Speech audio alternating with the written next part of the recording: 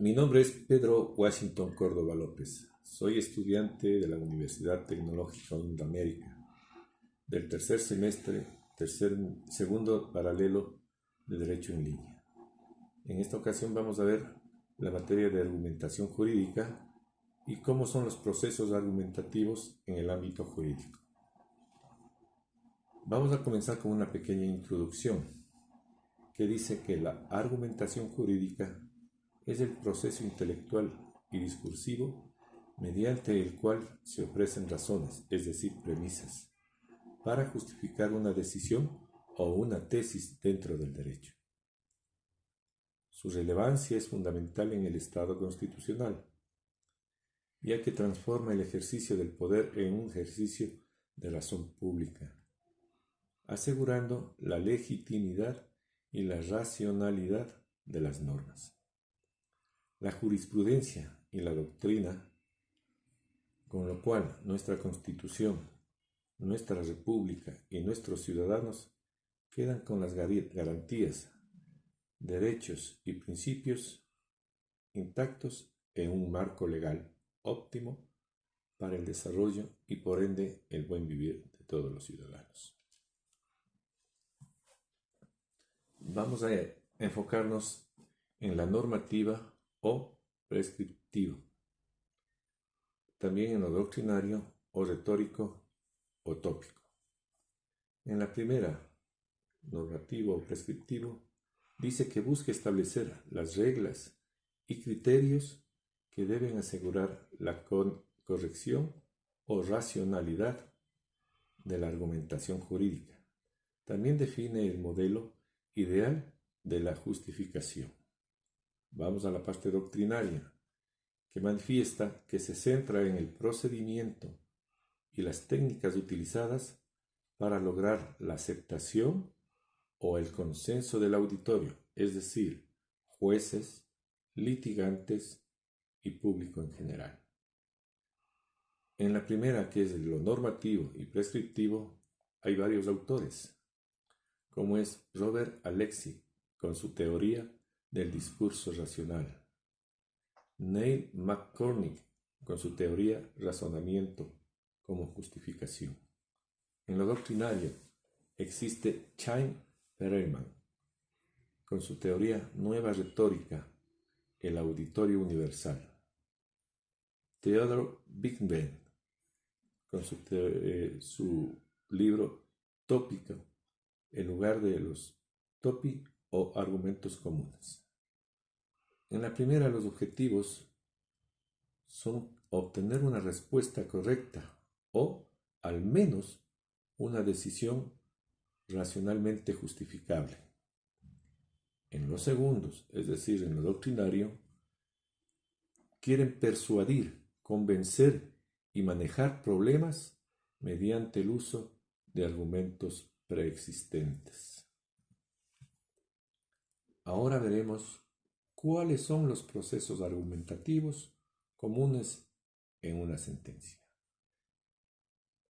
Dice que la sentencia del matrimonio igualitario, es decir, la sentencia número 11-18-CN-19, emplea varios procesos argumentativos cruciales para superar la literalidad del artículo 67 de la Constitución. Es decir, el matrimonio es la unión entre un hombre y una mujer.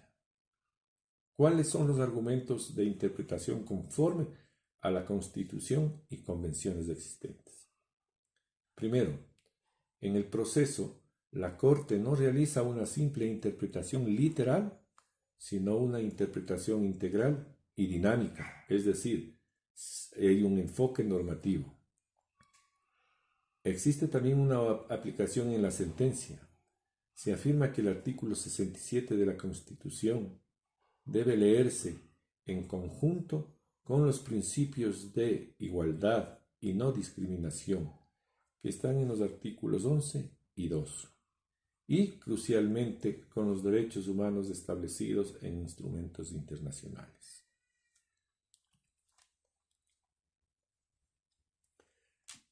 Ahora observaremos los procesos argumentativos comunes en la sentencia. El argumento del control de convencionalidad, es decir, el bloque de constitucionalidad. Veamos el proceso que dice. Dice que se utiliza el derecho internacional para interpretar y aplicar la norma interna, otorgándole a los instrumentos internacionales como la CADH un estatus superior o al mismo nivel que la Constitución. Esto es un enfoque normativo. Una aplicación en la sentencia dice que la Corte aplica la opinión consultiva